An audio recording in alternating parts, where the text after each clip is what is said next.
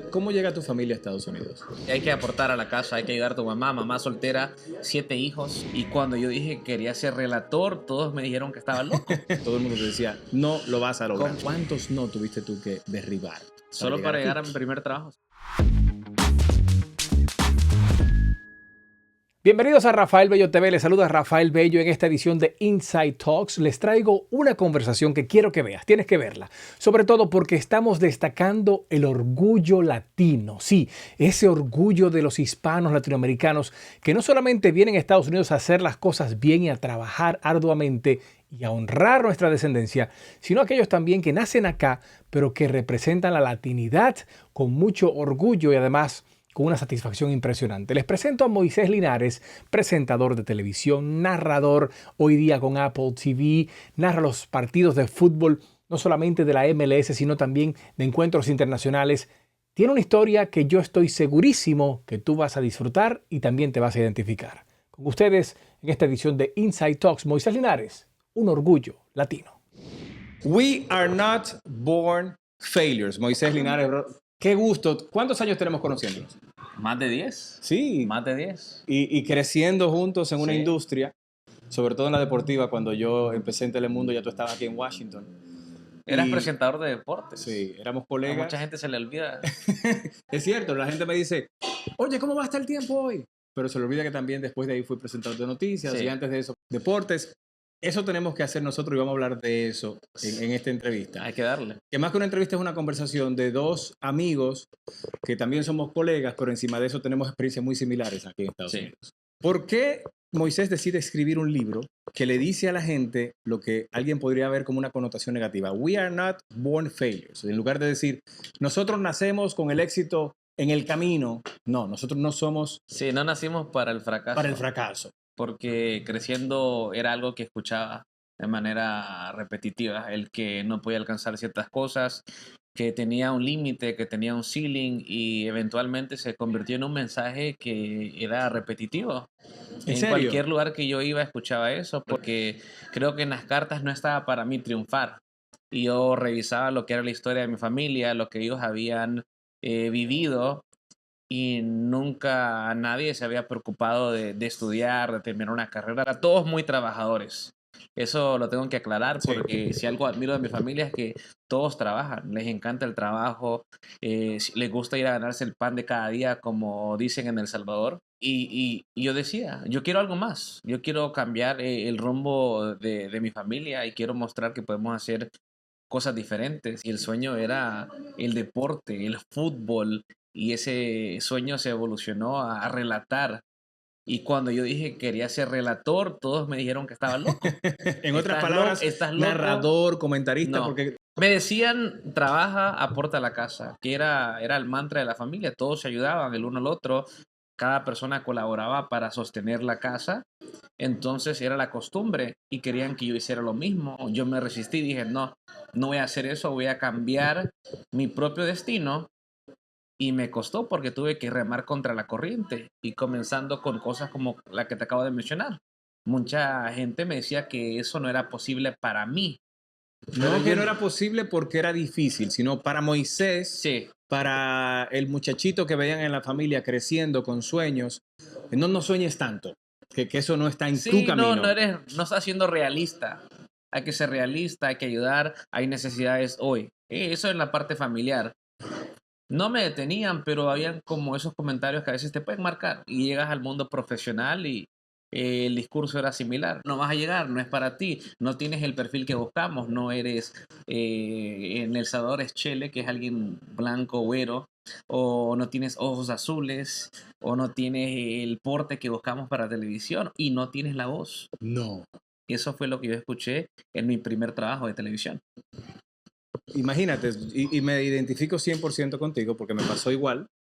Eh, a mí me parece interesante de que a mí hasta me hacían bullying por ser blanco.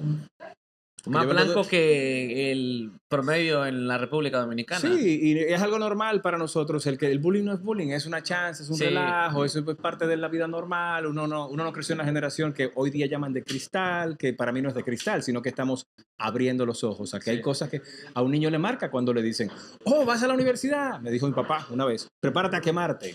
Al failure. Sí. Yo nunca me he quemado una materia, porque esa es mi felicitaciones de que me gradué de bachiller. Pero esa era la forma de motivar. En tu caso, te decían, no, Moisés, despierta, hermano. O sea, sí, listo, pero vamos a trabajar. La chamba es primero. Claro, hay que aportar a la casa, hay que ayudar a tu mamá soltera, 7 hijos. 7 hijos, tu madre 7 soltera. hijos, una casa donde dominaba el machismo. En Latinoamérica lo conocemos, no importa el país que seas. Conocemos lo que es el machismo, lo que significa. El hombre manda, el hombre va dirigiendo, el que toma las decisiones. Y mi mamá fue una víctima de eso, víctima de violencia doméstica. Y nosotros crecimos viendo todo eso. Y mucha gente me pregunta, me lo has preguntado tú fuera de cámara, la relación que tienes con tu mamá, qué bonita es. Y yo digo, hay una historia detrás de eso. Yo la he visto sufrir y la he visto luchar y la he visto salir adelante con lo mínimo. Y yo me digo a mí mismo, cuando reviso la historia de mi familia, la historia de las mujeres en mi familia son determinadas, resilientes, fuertes mentalmente. Y yo digo, si yo podría tener 10% de esa fortaleza mental, yo puedo conseguir cualquier cosa en la vida. Y yo adopté esa manera de pensar. Y eso a mí me ha ayudado a llegar donde estoy hoy día. Y hoy día, no sé cuántos Emmys tienes, porque creo que no te caben en el bucket. 17. O sea, que hay gente que ve un premio Emmy como el éxito. Hay otros como tú que sigues buscando el éxito todavía, a pesar de tener 17 no significa caminadas porque no se traduce en el éxito, pero se traduce en el trabajo hecho. Bien dicho. Y en la excelencia. Eres la primera persona que trabaja en nuestro medio que me dice eso. Y yo le digo a toda la gente de afuera, eso no significa nada. El Emmy es la representación del trabajo que hiciste en un año. Perfecto. Después, cuando sigues ganando, muestra que eres consistente en el nivel de trabajo que produces. Para mí, siempre vi el Emmy como la oportunidad de utilizar eso para abrirme otras puertas. Y también para mostrar que tengo diferentes talentos. No solamente tengo que estar enfrente de la cámara. Algunos de esos Emmys fueron por producir historias. Otros son por relatar fútbol. Otros son por formar parte de un promo que fue súper exitoso, donde tú muestras tu personalidad. Y eres parte de ese éxito, de ese promo. No fuera lo mismo si tú no pones lo tuyo. Exactamente. Es el conjunto de elementos y de personas que ponen ahí quiénes son. ¿Cómo llega Moisés a la televisión a pesar de que te dicen, no, suelta eso no es para ti, no tienes el prototipo, es hasta racista decirte, no tienes el look? Sí. Hoy en día fuera, hoy en día más que todo, antes no tanto. Bueno, hace 10 años, 15 años era así. Entonces, ¿cómo llega Moisés a la televisión a cumplir un sueño que era prácticamente una pesadilla en el camino porque todo el mundo te decía, no lo vas a lograr? Yo hice todo lo opuesto. La gente usualmente se va a un mercado bien pequeño, comienza en una ciudad donde tal vez no sabemos ni pronunciar el nombre de la ciudad. Yo comencé en Los Ángeles, pero comencé en producción. Comencé como editor, como logger, el que está viendo los partidos y diciéndole al editor, minuto 5 hay un remate a puerta, poste o gran atajada al portero. Después empecé a jalar cables, como dicen, literalmente. Literalmente, sí. En las producciones jalaba los cables, los doblaba, me enseñaron cómo se dobla un cable, qué se hace, qué no se hace, pero yo vi ese lugar como una escuela donde yo dije, estoy, obviamente no donde quiero estar, porque yo quiero frente a la cámara con un micrófono, pero ya que no tengo eso, tengo otra cosa. Tengo los mejores relatores, o varios de los mejores en el país, relatando aquí. Puedo escucharlos directamente, puedo preguntarles cosas. Y eso fue precisamente lo que yo hacía. Yo era el muchacho que estaba molestando a los relatores de nombres muy grandes y les preguntaba, ¿qué piensas de esto? ¿Qué debería hacer aquí? ¿Cómo puedo mejorar? Y cuando todo el mundo se iba, porque todo el mundo dejaba la oficina, la estación, en Fox Deportes, yo me quedaba atrás. A las 10 de la noche ya había aprendido cómo manejar todo el equipo. Yo ponía un partido con Nat Sound, el sonido ambiental. Para tú entonces darle vida. Y yo empezaba a relatar. ¿Y te lo permitían? No sabían. O sea que tu éxito depende de que ellos nunca se enteraron que tú Se enteraron eventualmente. y ya después te dejaban. Sí. Pero yo dije, eso es lo que tengo que hacer. Me voy a quedar 2 horas después de mi trabajo, 3, 4 veces a la semana para relatar y empezar a pulirme y aprender. Llevaba ese demo y se lo daba a quien te imaginas, a las personas que más te van a criticar, a tus familiares. Sí, que Y usualmente son los más duros porque me decían, ¿por qué pronuncias eso? ¿Por qué pronuncias Manchester United? Es Manchester United en español, Sí. con el acento en español. Entonces yo dije, no hay gente más honesta que tu familia. Y aprendía y tomaba esas lecciones y regresaba una vez más y otra vez más para que cuando esa oportunidad llegara, porque no se abrió de inmediato, estuviera preparado. ¿Cuándo llega esa oportunidad? Años después porque tomé la decisión que para tener una oportunidad en esta carrera yo tenía que salir de Los Ángeles. Entonces yo hice mis maletas, apliqué a todo el país. Washington me abrió la puerta y me vine para Washington y aquí me vine a encontrar. Yo pienso que llegué como una persona inmadura, no era todavía un hombre hecho y derecho.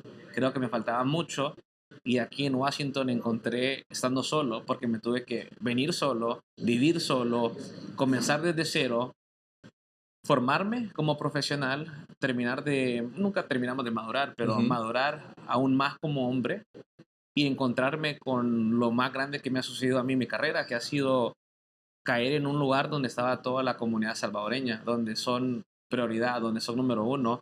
Ya estando acá he tenido la oportunidad de representar a la comunidad salvadoreña y lo he hecho de la mejor forma que he podido hacerlo, ¿verdad? Y siempre estar con la comunidad, siempre estar presente.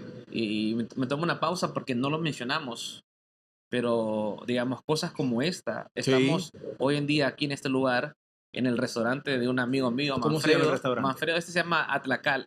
Manfredo es el que fundó este restaurante.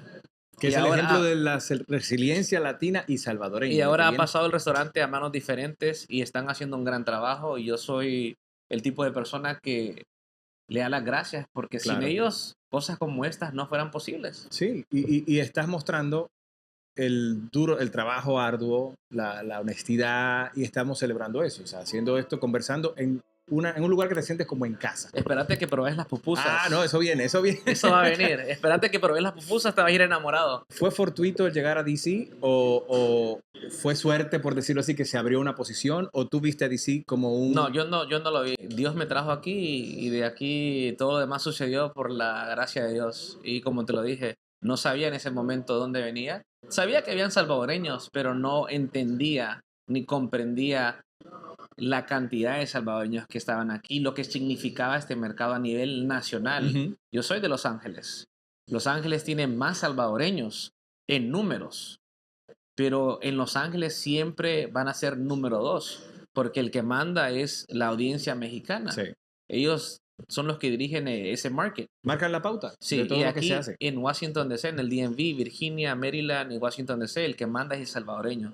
Todo es para el salvadoreño. Yo caí que es como el dominicano en Nueva York. Exacto, así mismo. No siempre se hace así, pero debería ser la prioridad de los contenidos, por decirlo así. Estoy 100% de acuerdo contigo. Ahora, hay otros países que también se tienen que atender, pero uno sabe, el que manda el mercado es la comunidad salvadoreña.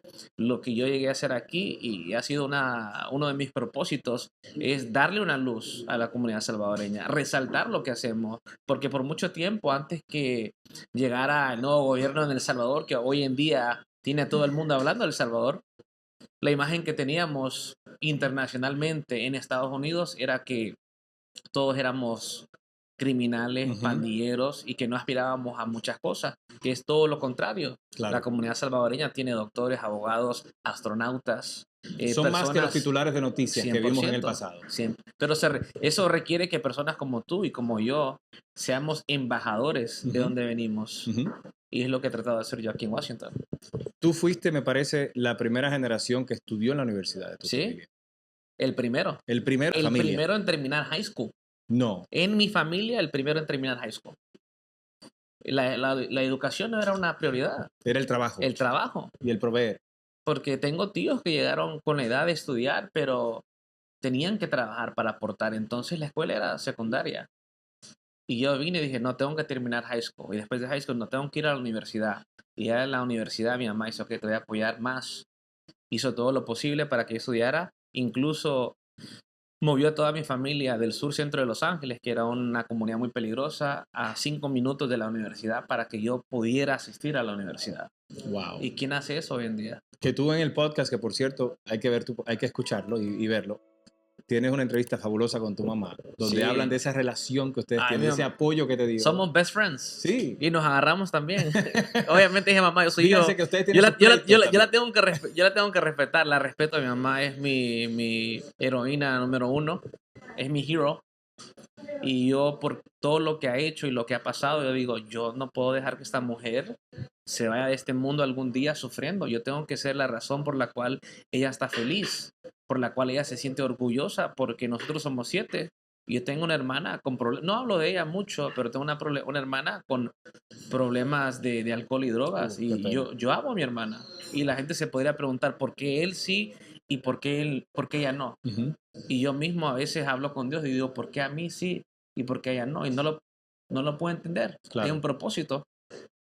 Pero yo digo, yo no puedo ser una causa de tristeza para mi madre. Tengo que ser la causa de felicidad. Y con eso me refiero a ser un mejor hijo, a ser un mejor hermano, un mejor tío y estar ahí. Porque cuando mi abuela se murió hace ya 10 años, ella murió y yo la miré sufrir. No vivió lo que tuvo que vivir. Su sueño de ella fue llegar a los Estados Unidos y ahí se terminó el sueño. Pero llegar a los Estados Unidos es lo más, digamos, no voy a decir fácil, pero lo básico. Ujú.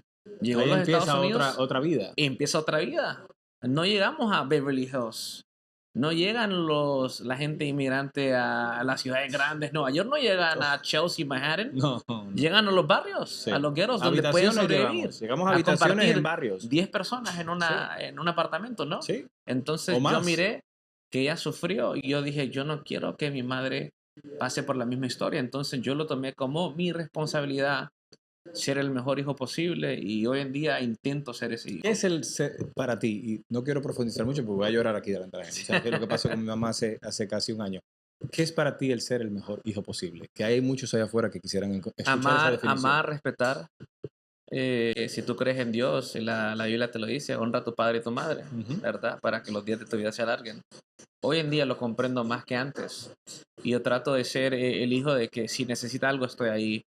Si necesita hablar con alguien, porque a veces no son las cosas materiales. Hay hijos que no hablan con sus padres por años, que no los ven. Se olvidan que están ahí porque tienen su propia familia. Yo entiendo, es Sí. parte de la vida. Pero madre solo hay una, Ujú. ¿verdad? Y son las personas que dan todo por ti. Entonces yo digo, soy su amigo, somos a veces socios, soy su consejero y es mi consejera. Ujú. Puedo ir donde ella para hablar de cosas que usualmente no puedo hablar con otras personas. Ujú. Es la persona que ora por mí todos los días. Si tú ves ahorita el video que yo publiqué en Instagram hace unas semanas, Los vi. Sí. yo llegué y yo abro la puerta porque ella no sabe que estoy llegando. Era una Sí, la sorpresa. sorprendiste. Cuando yo abro la puerta, ¿qué está haciendo? Está orando. 12 de la tarde, orando en su cuarto. Y cuando tú le preguntas, ¿por qué estás orando? Te va a decir, por mi familia, por mis hijos, por la gente que conozco, por sus hermanos. Y yo digo, tener una madre, y a mí me lo han dicho en varias ocasiones. Hay una persona que ora por ti.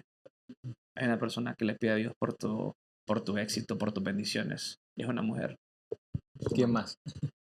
¿verdad? La que está de rodillas por uno. Y uno tiene que ser agradecido. Cuando tú eres agradecido, yo creo que las puertas se te abren. Y yo lo tuve que aprender mucho después, porque hubo un momento donde era egoísta cuando me quería venir de Los Ángeles. Era un periodo de mi vida donde Moisés, y yo voy primero que todos, y mi familia estaba en una situación complicada, y no fue hasta que yo doblé mis rodillas y dije, voy a hacer lo que tú quieras. ¿Quieres que ayude? Voy a ayudar. Y cuando yo hice todo lo que tenía que hacer, ¡boom! Se abrieron todas las puertas. El Paso, mercado más pequeño, Sacramento, McAllen, pero el mercado más grande era Washington DC. Ujú. Y yo Que dije, te lo tenían como de cherry on the top. sí, Que el tú último, atravesaras el esas... último que se abrió, Washington, ya está. Dije, vamos a ir para El Paso. Dije, voy 1 año y medio, no pasa nada. Voy a ir allá. El Paso es gente muy linda. Pero siendo una ciudad muy grande, se complica una ciudad como Sí. El Paso. Y entonces no fui al Paso. Vine a Washington DC a cubrir a los Washington Commanders, que eran los Redskins. Ajá. Mucha gente todavía se confunde con eso. Ujú. Nosotros Los- hablamos de eso ayer. Los Wizards, DC United, todos los eventos profesionales que pasaban o y que pasan por esa ciudad, presentador de deportes para Telemundo, a pulirme porque estaba bien verde. Ujú. Pero Dios había puesto una persona que dijo, yo te voy a dar, me dijo el director de noticias, yo te voy a dar a ti la experiencia que te hace falta como presentador y tú me vas a dar la experiencia como reportero que ya tienes. Perfecto, le dije, hagamos el trade. Y yo le dije, Que no siempre se da No, eso, yo o le di- prácticamente no se da en le esta di industria. 4 años a ese director en cuerpo y alma, fines de semana, 7 días a la semana, y aquí estamos. ¿Cómo llega tu familia a Estados Unidos? 3 veces mojados, como dicen los Tigres del Norte. Sí. Pasaron por El Salvador, Guatemala y México. Desde San Miguel, que es la otra punta del Salvador, pasaron todo ese trayecto. Cuando comienza la guerra, deciden irse. No podemos estar aquí. Habían sucedido cosas como el Mozote, Ujú. una de las masacres más grandes en El Salvador. Ujú. Y ya no miraban un futuro ahí. Ya venían de una pobreza extrema. Entonces, para poder salir de eso, ellos decidieron ir al norte. Ya habían llegado 2 tíos, regresaron, fungieron como coyotes en aquel entonces, empezaron a jalar a familiares, se quedan estancados en México como por 6 meses, en México esperando dinero para poder cruzar. Y cuando yo le pregunto a mi mamá por qué se fueron y por qué decidiste irte, y me dijo, porque yo siempre pensé que si algún día llegara a tener una familia, yo quería que tuvieran una mejor vida que la que yo tuve, que tuvieran oportunidades que yo no tuve. Y por eso es que yo soy tan determinado en conseguir cosas. Yo digo, me han dicho no 1000 veces, pero mi familia ha pasado por peores cosas. Un no me va a definir a mí. El que me rechacen no me define. El que me caí no me define. Me levanto, sigo, continúo y así es como hemos llegado hasta este punto y hemos abierto puertas que parecían que nunca se iban a abrir. Cuando tú ves lo que está pasando hoy día, que es un tema que nos afecta a todos, porque todos somos inmigrantes, y tu madre te puede contar el por qué ella necesitó, como tú lo estás diciendo, emigrar y buscar algo mejor, ni siquiera para ella, para su descendencia, para ustedes. Eh, y vemos lo que estamos viendo ahora. ¿Cómo podemos nosotros seguir ayudando a nuestra gente, pero a la vez cambiar la retórica y mostrar que nosotros los hispanos, los latinos, que sí venimos a Estados Unidos, venimos a hacer lo que tú y yo estamos haciendo? Creo que nos hace falta empatía. Es algo que mucha gente no conoce ni la palabra, ¿verdad? Tener empatía hacia lo que sucede en la frontera, lo que sucede, porque ya no es migración solamente de Centroamérica. ¿No?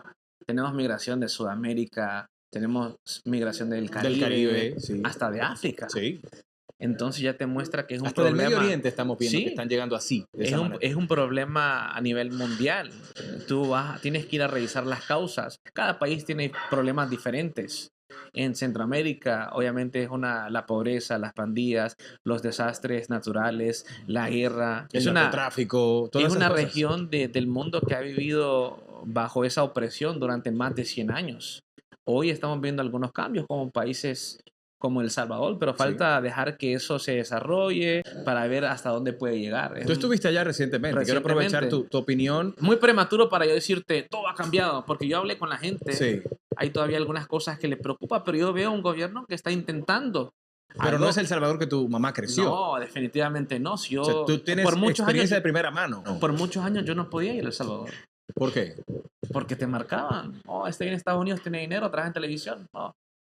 Desde el momento que te bajabas en el aeropuerto sentías un tipo de presión como que, wow. Porque el que ser clase media en Estados Unidos es ser millonario en El Salvador. Sí, cuando hay gente que... Ser un target. Cuando en El Salvador hay personas, o en cualquier país de Latinoamérica, que están hablando de cuánto dinero tú ganas, imagínate las ideas que están pasando. Sí. Te rodeas y tú rodeas esas conversaciones con 2 o 3 personas que no tienen intenciones buenas. Entonces, cuando tú llegas, ¿qué piensan? Que eres millonario. Sí. Entonces, yo por mucho tiempo me quedaba atrás, no puedo ir. Y mi mamá le daban ataques de pánico cuando yo hablaba de la posibilidad de ir y hacer cosas, porque sabía que íbamos a llegar con un equipo de trabajo. Entonces, yo dije, no puedo. Hasta que un día dije, no, me voy. Y me fui solo. Y lo estás haciendo. Y lo estoy estás haciendo documentales Sí. y todo en El Salvador. Si tú fueses desde tu punto de vista, y esto no es una opinión política, sino de un salvadoreño orgulloso, aunque haya nacido en Estados Unidos, ¿cómo tú ves El Salvador y lo que está pasando alrededor de la figura de su presidente, Nayib Bukele? Yo pienso que vamos por buen camino. Es un camino positivo. Hay más seguridad, que era lo más importante. Por muchos años la gente no podía ni salir a la calle después de las 6 de la tarde. Dios te lo dice, no es algo que se está inventando, nadie se está inventando esa historia. Es tangible. Sí. Entonces, hoy en día se han hecho cosas para mejorar, pero tengo que ser honesto como periodista, tienes que ver los dos lados. Faltan cosas por hacer. Falta mejorar la educación, falta mejorar infraestructura. La gente me comentaba agua potable, carreteras, pero también hay que ser muy claros, Rafael. Un país no va a cambiar de la noche a la mañana. Yo no puedo cambiar lo que ha sido la historia de El Salvador en 100 años, en 5 años. No voy a hablar de si está bien o mal la reelección o cosas así, porque yo estoy en Estados Unidos. Donde sí hay reelección. Sí, y la gente está en El Salvador. Son dos historias muy diferentes. Sí.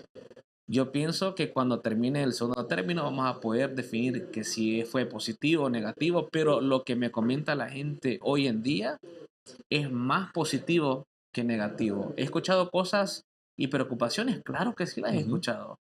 El decir que no, yo fuera un mentiroso. Pero que la gente ¿Qué tipo de preocupaciones? Lo que te comentaba, La perpetuidad, ¿verdad?, en el poder. Que las cosas están un poquito más caras y para nosotros no es caro, pero para ellos sí lo es. Sí. La canasta básica, ¿verdad? Las necesidades. Pero si veo que hay movimiento ahora, lo que suceda en los próximos 5 años, ya que el presidente va a continuar, va a determinar mucho lo que nosotros vamos a pensar de El Salvador. En 5 años podría contestarte esa pregunta. Sí. Pero hoy en día, si tú me preguntas, ¿está mejor o peor? Mejor.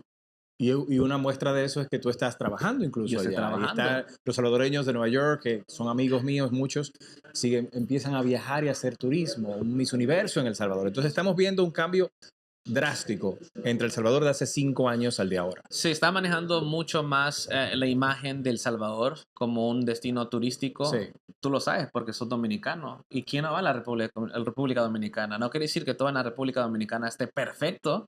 Hay cosas que se tienen que mejorar. Muy imperfecta. Pero cuando hablamos somos un tremendo país, al igual que El Salvador, al igual que México, que tenemos mucho que ofrecer y queremos que vengan a visitarnos y a conocer nuestra cultura. Yo lo que pido es, siendo una persona que está en este país, que nació en este país, que sabía que de haber nacido en El Salvador no hubiera tenido las mismas oportunidades, pido que nos enfoquemos también en la educación. Necesitamos un pueblo inteligente. Claro. Especialmente cuando hablamos de negocio. Ellos me lo decían a mí. Hay más demanda de negocio, más demanda de turismo, entonces tú necesitas gente preparada. Necesitas que estos jóvenes estudien. Sí. Y eso solo lo podemos encontrar si el estudio se convierte en una prioridad. Que lo fue Hoy para en ti. día, para mí personalmente sí, para mi familia no. No, exacto. Tú me preguntas en El Salvador si yo veo que la educación es una prioridad. No, no la es. Tiene que convertirse en una prioridad. Vamos en ese camino. Porque hay que producir dinero, hay que trabajar, hay que chambear, o los que no estaban en lo bueno, había que hacer aquello para tener plata. Pero al final lo que se necesita es dinero para poder sostener a la familia. Sí. Y vemos eso como prioridad.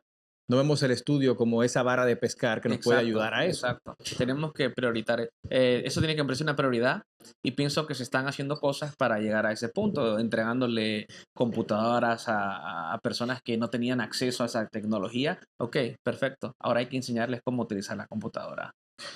Que sea una herramienta y no una distracción. Redes sociales, la tecnología se convierte en distracciones. Tiene que ser una herramienta para seguir moviéndonos en el camino correcto. Volviendo a tu historia y a cómo te ha marcado, todo eso que estamos hablando te ha marcado de una manera directa o indirecta. Sí. Porque tu madre abrió los caminos de Moisés cuando tú naces acá justamente por esa falta de oportunidades. Pero cuando tú empiezas a buscar oportunidades individuales ya de Moisés, vas al colegio, vas a la universidad y empiezas a escuchar que tú no eres lo suficiente para esto o para aquello. Aquí estábamos justamente en un evento que era Breaking Barriers, rompiendo barreras, los dominicanos rompiendo barreras, y llegamos al Capitolio a una reunión, pero ¿cuáles son esas barreras? Son muy individuales a veces. Sí hay colectivas que atravesamos los inmigrantes sobre todo.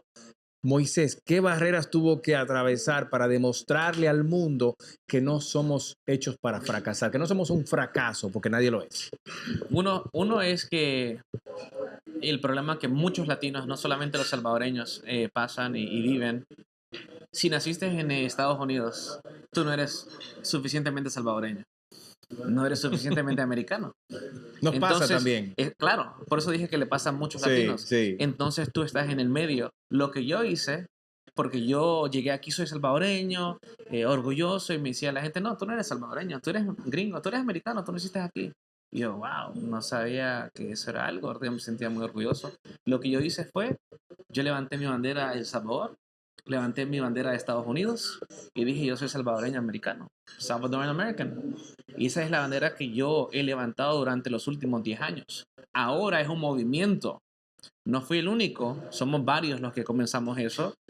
Y ahora yo veo que los muchachos se sienten orgullosos de ser de ascendencia De salvadoreña. incluir la De incluir. bandera del Salvador en esas dos banderas. Pero alguien, te lo pongo así. En la revolución de Estados Unidos, estamos hablando de la primera revolución, Ujú. cuando buscan su independencia, como se luchaba en aquel entonces, era hand-to-hand combat, Yep. ¿verdad? Era un combate a mano armada. Mano a mano y con Mano a mano. carabinas o cuchillos, Ok. lo que sea. Cuando comenzaba el batallón y los dos se encontraban en el medio, ¿quién iba al frente? Los capitanes, No. los generales, los Usual- líderes. Pero ¿quién iba al frente? Iba una persona levantando la bandera, Ah, sí, sí, ¿verdad? sí. Siempre. Boom, vamos Que liderando. identificaba ese grupo. ¿Qué pasaba cuando esa persona caía? La próxima persona levantaba la bandera. ¿Me estás entendiendo? Sí. Entonces era como un relevo. Regresemos. En los tiempos de antes, cuando comenzaba una batalla en la guerra, revolución, iba una persona liderando con la bandera. Era el que iba, como tú dices, para identificar el grupo. Vamos. Esa persona estaba vulnerable a los golpes, a las Ujú. balas, porque iba sin arma, iba Sí. corriendo. Cuando esa persona caía, el próximo levantaba la bandera y seguía corriendo, porque era un gesto de importancia. Sí. Y es lo que estamos haciendo hoy en día. Necesitamos personas que levanten la bandera Ujú. de la primera generación, de cualquier país, Sí. y digan, yo voy a marcar el camino, este es el camino en el que vamos. Y las personas atrás van siguiendo, van peleando, pero van siguiendo detrás de esa persona. Eso es lo que nos ha tocado a nosotros. Que viene desde que conocemos la historia. O sea, Sí. tú conquistabas un territorio colocando la bandera. Entonces Claro. la bandera siempre ha sido un símbolo de identidad, pero colectivo, no individual. Exacto, esto es colectivo, no es individual, porque lo que yo hago hoy en día representa a miles. Exacto. Es la historia de miles, no es solamente mi historia, esto es la historia de miles. Este libro prácticamente significa cómo fue que mi familia llegó a Los Ángeles, a Estados Unidos, por Ujú. qué lo hicieron. Y después se convierte en lo que ha sido mi trayectoria. Pero la mitad del libro es contando la historia de ellos, contando la opresión que ha vivido El Salvador, la guerra civil que se vivió en El Salvador y las decisiones de abandonar su país de nacimiento, emigrar a Estados Unidos y buscar un sueño aquí en este país. Pero esa historia es la historia de inmigrantes de todo cualquier parte del Sí, mundo. Exacto. Porque todos hacemos eso. Y en el caso tuyo, si tú reflexionas hacia atrás, ¿qué tan importante fue todo eso para ti? No habría un Moisés si no se da todo eso que tú mencionas en la mitad del Es libro. lo más importante que me ha pasado en la vida, ¿verdad? Y contar la historia. Estamos en una profesión donde tenemos la oportunidad. ¿Cuántas personas no has conocido que te dicen, yo quiero escribir un libro? Ujú. Lo he pensado toda mi vida. Quiero contar la historia de mi familia. Todo el mundo quiere escribir un libro. Hacerlo y ser disciplinado y llegar a la meta final es lo complicado y lo difícil. Pero yo sabía que al escribir un libro no estaba buscando la fama ni dinero, sino simplemente la oportunidad de contar la historia de mi familia que representa a miles de personas y contar la historia en una voz salvadoreña. Ujú. Usualmente los que cuentan nuestras historias no somos nosotros. Estamos en una generación latinos, no solamente salvadoreños, de autores salvadoreños, dominicanos, puertorriqueños, mexicanos, donde nosotros ahora estamos contando nuestras propias historias. Desde nuestro punto Exacto, de vista. y es lo más importante. Que es un punto de vista dentro, o sea, no estamos afuera de la situación, estamos dentro porque nos toca. Y en este caso, como tú dices, te tocó y tú estás contando la historia de tus familiares, que es parte de tu historia. Ahora lo más importante, que lo hablamos fuera de cámara. Este libro lo escribí en el 2020, bueno, salió a publicación en el 2021 por X, Y y Z razones que conocemos. por las cuales el libro no pudo seguir creciendo. Sí. se puso en pausa, yo lo dejé en paz y dije, no me quiero meter en problemas con mi empleador, Ujú. ¿verdad? Entonces lo voy a dejar ahí. Que yo he hablado abiertamente acá, Sí. usualmente cuando tenemos empleos como los que hemos tenido, de manera con contratos X garantizados, Sí, tienen sus cláusulas y sí, entonces uno a veces no puede, puede hacer pocas cosas y ya uno empieza a hacer más cosas cuando nos desprendemos de esos contratos. claro. Entonces, hace 3 años, 2021, no sé por qué, en los últimos 3, 4 meses, el libro ha resurgido. Y las personas me preguntan del libro, ¿y tu libro? Y dije, bueno, lo escribí hace 3 años, ya casi lo había Se hizo viral abandonado. ahora, como diríamos Bueno, en estos tiempos. está en ascenso, Exacto. está en ascenso y hay interés. Sí. Entonces yo dije, bueno, vamos a seguir. Porque yo pensaba en aquel entonces que todo iba a salir así de una. Vamos, éxito, encontramos, esto va a ser number one hit y no funciona así. 3 años después, mi universidad, Cal State Northridge en Los Ángeles, bueno, me ha informado que van a adoptar el libro, va a ser parte del currículum. Y yo, wow, estudios centroamericanos, va a adoptar este libro. Y yo me quedé como que la Universidad de That's Maryland, big. sí, la Universidad de Maryland aquí en el DMV también. Queremos que este libro sea parte de nuestro currículum. Te queremos invitar a hacer un speaker para nosotros, evento de 500 personas. Yo dije, todo lo que yo me imaginé cuando nació la idea de escribir el libro, no sucedió cuando salió el libro a publicación. Está empezando a salir 3 años después de la publicación del libro. Porque hay un proceso de maduración también que tiene que haber. Y eso en el documental de Michael Jackson, This Is It, él le dice a su director musical, Let it simmer. Entonces, en el Yeah. tiempo es que las cosas también pueden tener más impacto, Claro. no inmediatamente. Sí. Y eso aplica para muchísimas cosas. Pero tú necesitaste el tiempo para también seguir madurando como profesional y para seguir endureciendo los pies, porque corremos descalzos en esta industria y sobre todo los inmigrantes latinos, por alguna razón, tenemos ciertas adversidades que son muy de nuestra comunidad. No somos exclusivos, todos tienen sus barreras, pero nosotros tenemos las nuestras que son como para nosotros, ¿no? Brother, yo no sé vos, pero yo soy una tortuga. A veces es como que voy a paso, yo quisiera ir más rápido, pero voy más lento. Por ejemplo, el llegar a esa madurez en cámara de ser un presentador de deportes, noticias, y me costó al principio. Yo decía, ¿por qué no estoy dando ese salto de calidad que yo espero de mí mismo? Que a veces uno quiere esa inmediatez. Exacto, y llegó con el tiempo y con los años y con los años, y ahora, natural, tenemos una conversación así. Ahora no te voy a decir de los nenes que nacen con el teléfono y con los videos, hey guys, I'm right here, TikTok. Y uno se pregunta, wow. Camila tiene 6 años, la más pequeña. Y ya maneja el habla, ella cree que es gamer y no juega, pero Wow. como ve a veces Sí, esos sí, videos, habla igualito y ya lo adoptan, lo imitan. Entonces Porque empieza a es encontrar su natural personalidad. para ellos. Es natural para ellos. Lo que fue natural para ti también, como tú decías, era el seguir como la tortuga resiliente. La Sí. tortuga no se detiene. Claro. Y quiero volver a lo que te preguntaba de las barreras, porque hay mucha gente que ve a Moisés y dirá, bueno, Moisés, tú fuiste privilegiado. Naciste No. en Estados Unidos, naciste en No. Los Ángeles, naciste en Gringolandia, donde hay oportunidades para todos. El sueño americano existe y tú naciste dentro de ese sueño americano y tú has tenido esto, eres exitoso, trabajaste en la televisión o trabajas, ahora eres Apple TV. No ven el trayecto. No. ¿Cuántos no tuviste tú que derribar? Solo para llegar a aquí? mi primer trabajo, 100. Que yo me puedo recordar. Demos, correos electrónicos. No, todavía no tienes la experiencia. No, estamos buscando, no hemos decidido ir con otra persona.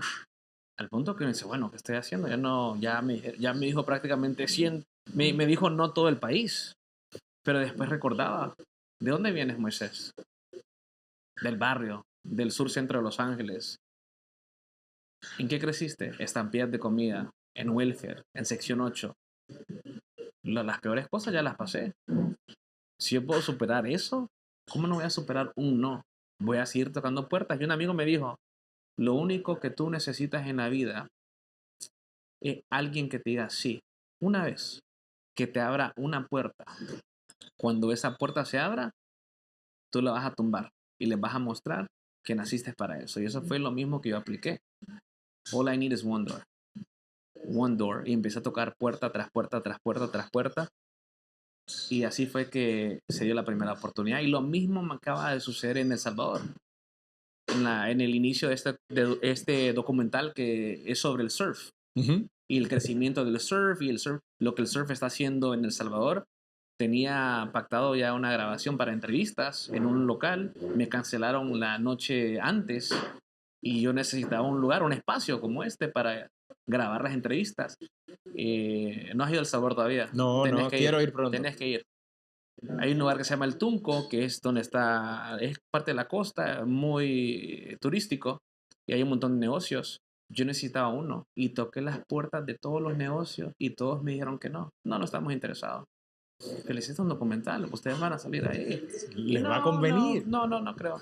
Y seguí tocando hasta que uno me dijo, ¿de qué es el documental? Del surf y lo que está haciendo el surf en el país. Y el crecimiento del surf y lo que está pasando en El Salvador. Ok, vení mañana. Boom.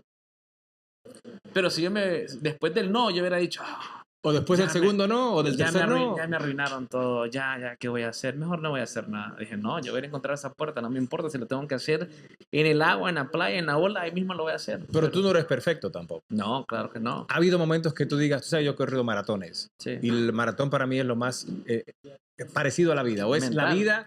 Una milla a la vez. Sí, una milla a la vez. Un paso a la vez. A veces Sí. uno tiene que verlo como un paso a la vez. Uno más. Y Sí. poner, como decimos en el running, pon un pie delante del otro and that's it. Sí. Porque a veces el no poner ese pie delante del otro puede hacer que te rindas. Llegó algún momento donde Moisés o pensó rendirse, o se rindió y se arrepintió, o casi tira la toalla en ese trayecto. Muchos. Soy imperfecto, he cometido muchos errores. En ocasiones ha sido la misericordia de Dios, podríamos decir, que me ha guardado de que, no sé, mi carrera no se fue a la basura por un error. Porque tú sabes que en nuestro medio un error pequeño, un error en falso, te puede costar mucho. A veces dicen, te demoras 15 años para construir una carrera y la puedes tirar a la basura en 5 minutos. Y sí he cometido mis errores, pero lo que yo he aprendido es aceptar mis errores, Ujú. aceptar cuando estoy mal. Y yo pienso que una de las características más importantes de un líder, aceptar frente a su equipo o sus colegas, yo cometí un error, yo estuve mal, y hay ocasiones no solamente en el trabajo, sino que también con mi familia, Ujú. donde tal vez algo ha sucedido y yo me he tenido que ir a humillar y pedir perdón. Y ese es el tipo de persona en el que me he convertido estando en Washington, D.C. Entonces, sí he cometido muchos errores y en ocasiones cuando, digamos, la situación económica de esta carrera en los inicios estaba muy mal. Yo pensé regresar para Los Ángeles. Incluso me pregunté, ¿qué estoy haciendo acá? Ganando $40,000 para Telemundo en ese entonces, Ujú. en Washington, D.C. En la capital de la nación. Todo el mundo me preguntaba y me decía, ¿estás loco? ¿Qué estás haciendo en Washington? Este solo quiere ser famoso, porque eso no paga nada. Eso no da para pagar el carro. Nada, me quedaba como con $200. Al final de todos los gastos, $200 para comprar comida, para Exacto. pagar el teléfono, para pagar las tarjetas de crédito, no me alcanzaba. Tuve que moverme, estando en Washington, en un apartamento con otros 3 muchachos para poder sobrevivir. Y eso ya siendo un profesional, Siendo como un tú dices, profesional en trabajando en televisión. una de las cadenas, si no la más grande. En o la- televisión.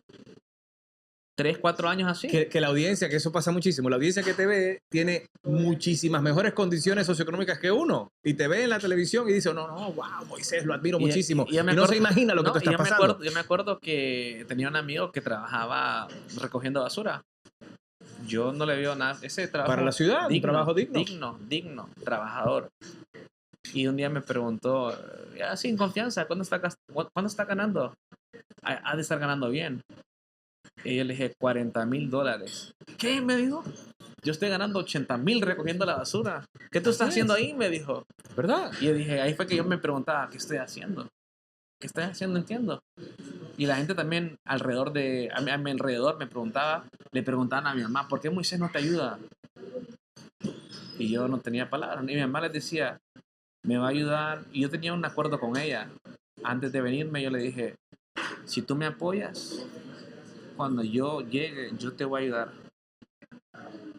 Y ella me dijo, ok. Hasta el día de hoy, la sigo ayudando. No es algo que publico, pero es regresamos al punto inicial. Claro, regresamos al punto inicial. Honra a tu padre y tu madre. Uh-huh. Porque esas bendiciones, lo que yo le ayudo a ella, se me ha multiplicado como no te lo imaginas. no pudiera darle las gracias por todas las bendiciones que recibo. Ora por mí. Es una bendición que nadie... ¿Cuántas personas podrías... Tu mamá, tus amigos? Tengo muchas personas que piden por mí y por mis bendiciones porque mi trato con Dios siempre ha sido, ok, Dios, si tú me bendices a mí, yo voy a bendecir a otras personas. Exactamente. Amén. Y así lo ha hecho, porque sigue siendo un ejemplo de no solamente resiliencia, sino también de que las cosas se pueden lograr estudiando, trabajando arduamente, de manera ética, y siguen abriéndose puertas. Ahora estás incluso, yo diría, en mi parecer, desde afuera, yo diría que una de las mejores o de los mejores momentos de tu vida profesional y personal, porque ahora estás también, me decías, considerando si regresas o no a Los Ángeles, pero tienes empleos o oportunidades de crecimiento, porque más que un empleo yo veo lo que estás haciendo como oportunidades de seguir creciendo como profesional del periodismo deportivo ya con Apple TV. Sí. Cuando tú estás en el nivel que tú estás, ya es seguir incluyendo y hasta siendo selectivo de cuáles dices que sí, cuáles dices que no. ¿En qué momento sientes tú que te encuentras profesionalmente? Sigo creciendo. Pienso que uno nunca deja de crecer. Pero también me pongo a analizar y a veces me siento y digo, hay que revisar lo que hemos recorrido para no olvidar de dónde venimos. Claro.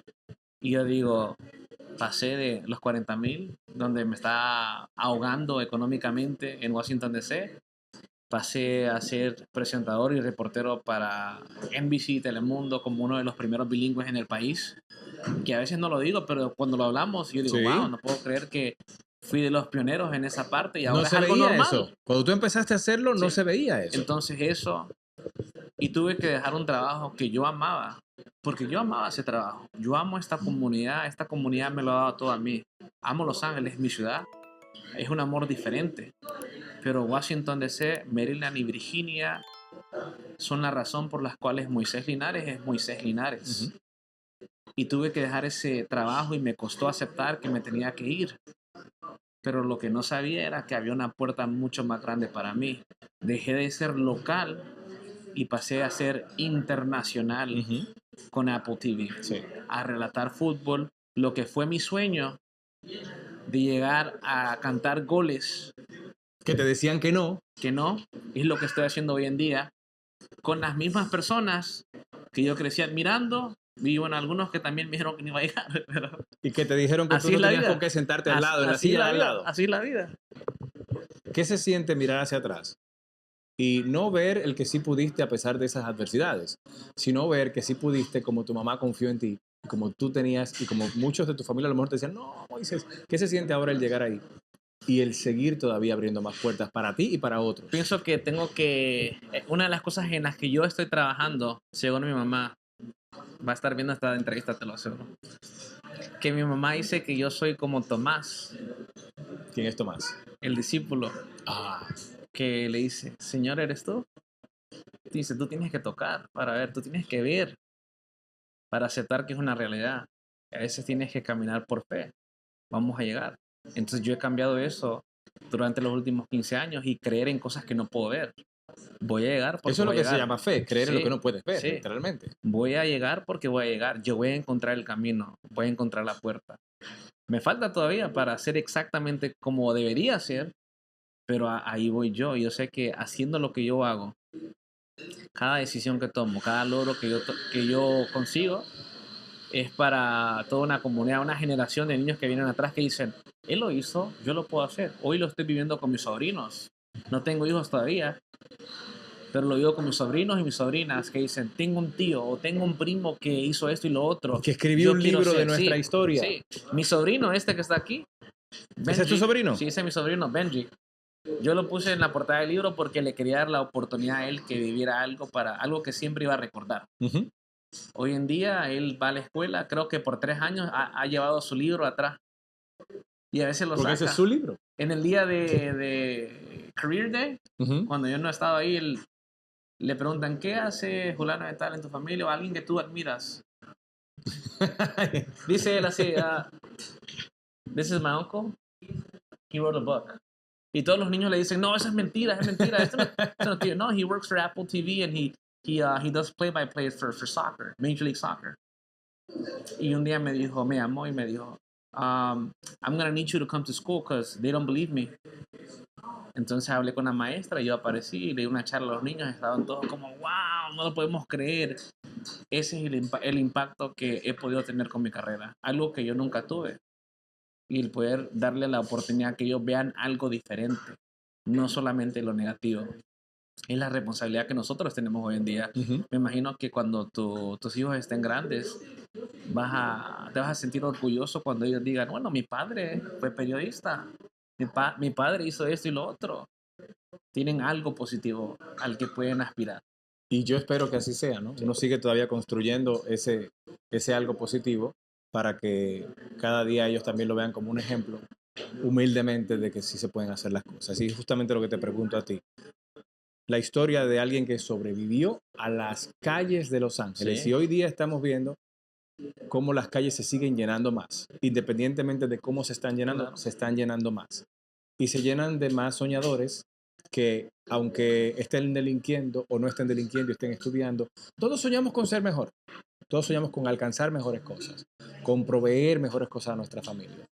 ¿Cuál sería tu mensaje para ellos que posiblemente en Moisés encuentran esa palabra que tú encontraste en otros, que te mantiene siguiendo y que te dice, ok, eso es lo que tengo que hacer? ¿Qué tú le dices a esos que están sobreviviendo en las calles de cualquier parte del mundo? No todos nacemos con las mismas circunstancias, todos tienen una historia diferente que contar, diferentes experiencias, han tenido que superar diferentes obstáculos, pero cuando uno quiere algo, uno lucha por eso. Igual como han luchado para llegar a este país, cuando tú te pones a pensar y analizar, si yo puedo tener esa misma mentalidad, la que tuve para llegar a este país, que no me importaba cruzar 3, 4 países, tener que caminar por días, atravesar desiertos. Si tú puedes pensar así en la vida, vas a ser exitoso. Lo que pasa es que a veces nos limitamos y dejamos de soñar. Y llegar a este país se convierte en nuestra máxima ganancia, en nuestro logro más grande. Y no tiene que ser así. La misma mentalidad, porque no todos, hay varios que sí vienen y desde el día uno están trabajando con un propósito. Necesitamos tener un propósito en la vida. ¿Cuál es tu propósito? Es el gran reto, encontrar tu propósito, encontrar el tu why. El por qué. Sí, pero más importante, tienes que ser una palmera, hermano. Una palmera. Tú ves los árboles. La palmera es la que más débil se ve, ¿verdad? Se ve débil comparado a un árbol. Si tú vas a California, al Sequoia National Park, el Parque Nacional de Sequoia, ves unos árboles tremendos, enormes. Pero cuando tú eres como una palmera, tú aguantas cualquier tormenta, papá. No importa lo que suceda, no importa cuál huracán pase, no importa qué tan grande sea, ¿verdad?, la tormenta.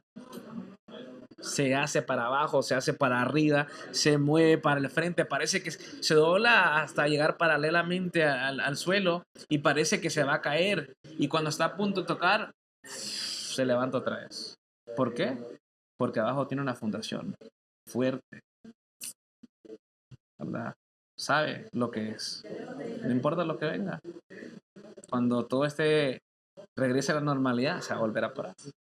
Yo lo conversaba con Iván, que es uno de mis mejores amigos, y estaba hablando de eso, de que yo usaba la analogía del acero, de la varilla en las construcciones, porque empecé a estudiar ingeniería civil hace 20 años casi ya, más de 20 años. Y decíamos en ese momento de que lo más robusto que tiene un edificio y a la vez lo más flexible es la varilla, el acero, porque es la que resiste. Sí. De aquí para adelante te robo la analogía con la palmera, hermano. Adelante, papá, adelante. Para eso somos Que amigos. sigamos siendo palmeras y te la tomo prestada, porque de verdad necesitamos no solamente la base como tú la has tenido con tu familia, con tu madre, sobre todo, que ha sido un pilar y tu superhéroe, como tú lo dices, pero también la fe, y encima de eso el mantenernos flexibles a los cambios y esquivar, como Keanu Reeves en The Matrix, esos Sí, no, sí. porque los no siempre nos vamos a encontrar. Y Moisés, los malos momentos no están aquí para quedarse. no, pero están para formar nuestro Exacto. carácter.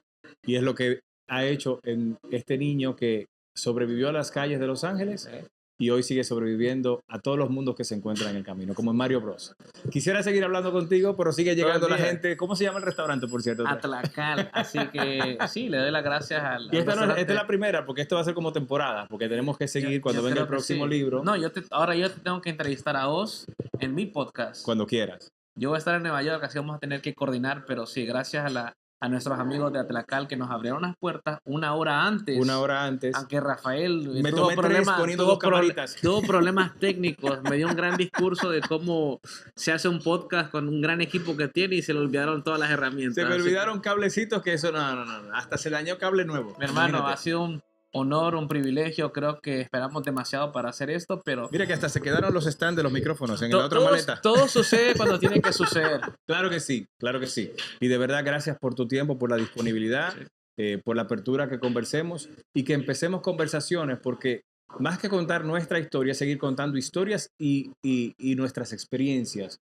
Para uno seguir poco a poco, mínimamente, como tú lo has hecho, a una persona que le cambiemos el rumbo es suficiente para seguir contándola. Y tú a muchos se lo estás cambiando ya con este niño que ha sobrevivido a muchas cosas en su vida. De acuerdo. Hermano, gracias por eso. Un placer, hermano. Sobrevivimos. Sobrevivimos. Salió todo bien. ¿Estaba grabando? Es que ahora Yo vi que estaba tomando botones ahí.